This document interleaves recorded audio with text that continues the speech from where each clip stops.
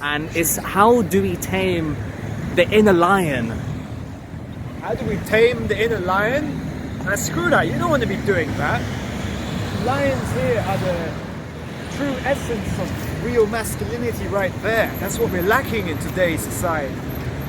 So yeah, if you feel like you're actually a lion inside, don't hide it. You don't want to be a mouse or a sheep, you know what I'm saying? But you've got to let it out, right? Let it out. That's the way you're gonna charge, really, charge to your goals and really attain them. Grab them by the horns or the balls or whatever. By the cajonas. And secondly, where is all the real men at? Who am I meant to idolize to? I've got no one to idolize to. I missed the part where that's my problem. But you gotta idolize yourself. Don't idolize anyone because they're most probably faking it.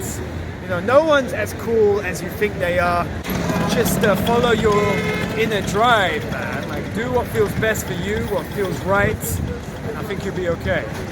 Here's the thing, man, about life. There's some days where you just gotta say, fuck it. You only live once, and there are times where something is holding you back, but you gotta look at life as a whole and think, there's some days where you just really have to jump out there and do what you wouldn't usually do.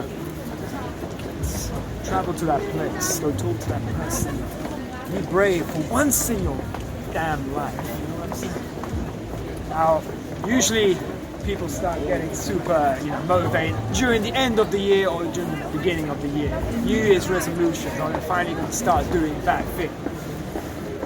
But why not live every day like that? I know it's not possible. I mean, we all run out of, we get burnt out often after a while. But there's some days you gotta just jump into the water, into the cold water. This can go with anything, really. Because your life is yours to live. No one's telling you what to do, unless you live in a dictatorship. But if you live in the West or anywhere else, it's all good. Stop worrying so much about what people think. Easier said than done, I know. And you're not always going to feel like it. You're not always going to have that impulse. But when that impulse comes to do that dramatic step, do something out of your comfort zone, why not? So the message of this video is sometimes you got to say, what the fuck? Quoting Tom Cruise in Risky Business. Sometimes we're gonna step out of routine. Sometimes we're gonna get our comfort zone. We're gonna explore the unknown. Because there's a growth on that side. There's a book called The Art of War, and it says fear is like a compass, right? And it's like whatever we fear, let's move towards it. There's growth where that fear is. And when you go after that, you will find out there's nothing to really be afraid of.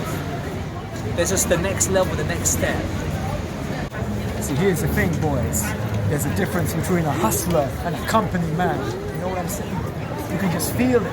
There's an intense vibe about someone who goes out there and gets what they want through their sheer will and determination, rather than the guy who's just trying to appease some boss and do all the right things.